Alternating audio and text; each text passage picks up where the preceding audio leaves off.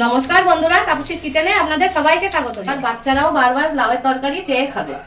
এই রেসিপিটা একদমই নতুন, তাই এটা ছোট থেকে বড় সবাইকেই ভালো লাগবে।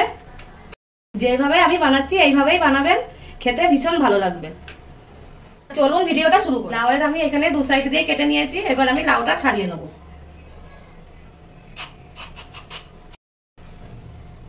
লাউয়ের খোসা ছাড়িয়ে নিয়েছি, এবার লাউটা আমি এরকম টুকরো করে নেব। এটাকে আমি 3 টুকরো করব। এই 2 টুকরোই নেব, এটা আমি রেখে দেবো। এবার যে লাউয়ের এই ভিতরের অংশটা আছে এটা আমি বের করে নেব। এতটা গ্যাপ দিয়ে বের করতে হবে।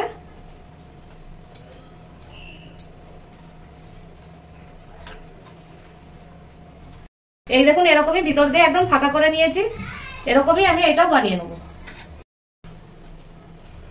দুটোই বের করা হয়ে গেছে। এইগুলো আমি ফেলবো না, অন্য সবজিতে ব্যবহার করা হয়ে যাবে। আমি জল গরম হতে বসিয়েছি, এই জলের মধ্যে আমি দিয়ে দেবো 1 চিমটে হলুদ। এবার এই লাউ দুটো আমি ধুয়ে নিয়েছি, এই লাউ দুটো আমি দিয়ে দেবো। 2 মিনিট মতন আমি ঢাকা দিয়ে রেখে দেবো। হয়ে গেছে, এবার আমি নামিয়ে নেব। এরকমই লাউটা সেদ্ধ করে নিতে হবে। তখন ওইদিকে লাউটা ঠান্ডা হচ্ছে, ততক্ষণ আমি এখানে একটা আলুর মশলা তৈরি করে নিচ্ছি। দিয়ে দেবো 1 চামচ সরষের তেল, পেঁয়াজ দিয়ে দেবো অল্প, লঙ্কার গুঁড়ো দিয়ে দেবো অল্প, হলুদ দিয়ে দেবো অল্প। এবার এটাকে মিশিয়ে নেব।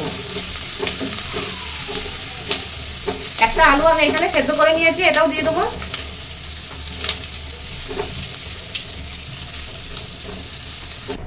এবার এই পনিরের টুকরোগুলো দিয়ে দেবো, দিয়ে এর সাথে মিশিয়ে নেব। দিয়ে দেবো স্বাদ মতন লবণ।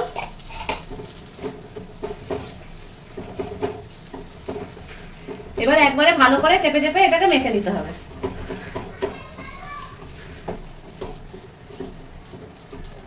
আলুর মশলাটা তৈরি হয়ে গেছে, এবার আমি নামিয়ে নেব।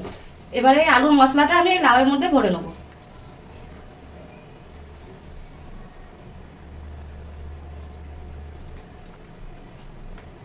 এদিকটা এরকম হাত দিয়ে রেখে দিতে হবে। এরকমই 2 সাইড দিয়ে এরকম ভরে নিতে হবে, ভিতরে যাতে খালি না থাকে। চেপে চেপে ভরতে হবে একটু। এবার এটাও আমি এরকম ভরে নেব।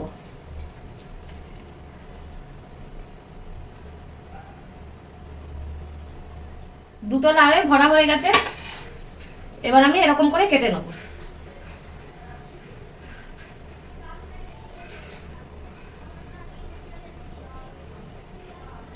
লাউটা পুরো আমি এর জন্য সেদ্ধ করিনি, পুরো সেদ্ধ করলে লাউটা ভেঙে যেত কাটার সময়। এরকমই আমি কেটে নেব।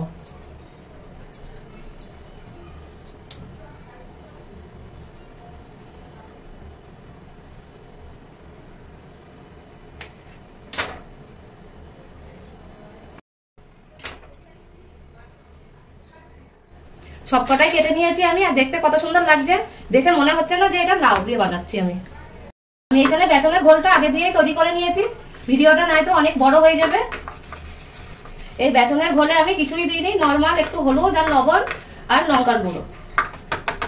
আর গরম তেলে এক একটা করে নিয়ে আমি ছেড়ে দেবো। এরকম বেসনে ডুবিয়ে নিতে হবে, দিয়ে এরকম করে দিয়ে দেবো।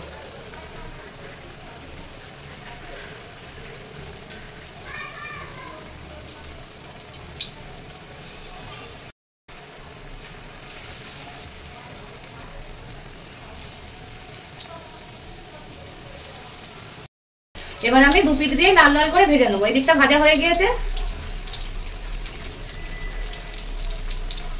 2 সাইড দিয়ে ভাজা হয়ে গেছে। এবার আমি নামিয়ে নেবো। সবকটাই আমার ভাজা হয়ে গেছে, এবার আমি নামিয়ে নিয়েছি। এবার এখানে নিয়েছি একটা মিক্সির জার, মিক্সির জারে দিয়ে দেবো আমি আদা, রসুন আর কাঁচা লঙ্কা আর একটা টমেটো দিয়ে অল্প জল দিয়ে আমি বেটে নেবো। এবার আমি তরকারির গ্রেভিটা বানিয়ে নেবো। তার জন্য আমি কড়াইতে দিয়ে দিয়েছি তেল, আর তেলে দিয়ে দেবো গোটা জিরে, আর দিয়ে দেবো একটা শুকনো লঙ্কা, ছোট এলাচ, বড় এলাচ, দারচিনি আর লং। দিয়ে এটাকে ভেজে নেবো যতক্ষণ একটা সুন্দর সেন্ট না বেরোচ্ছে। আর এই কুচনো পেঁয়াজটা দিয়ে দেবো।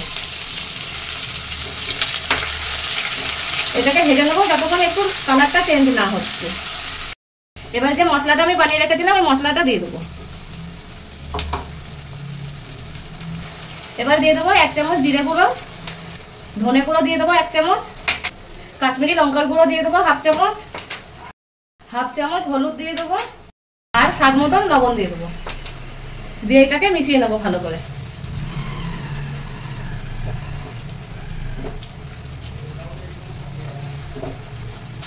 এই মিক্সি ধোয়া জল দিয়ে দেবো অল্প।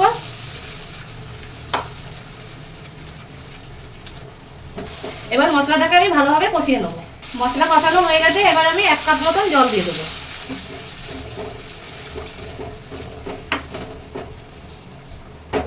এবার আমি এটাকে ফুটতে দেবো ভালোভাবে। ঝোলটা ফুটে গিয়েছে ভালোভাবে। এবার আমি লাউয়ের এগুলো যে বানিয়ে রেখেছি এগুলো দিয়ে দেবো।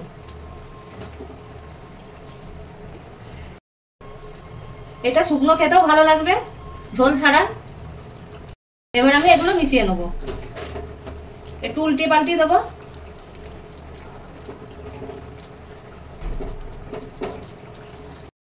এবার আমি এই লাউয়ের বড়াগুলো বেশি ফুটাবো না, ফুটালে পরে ভেঙে যাবে।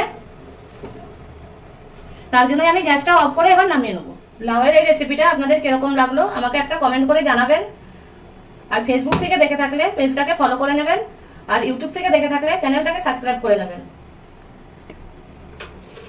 আমি এই সাইডে দুটো ভাজা বড়াও রেখে দিয়েছি, এগুলো ভাজা খেতেও বেশ ভালোই লাগে।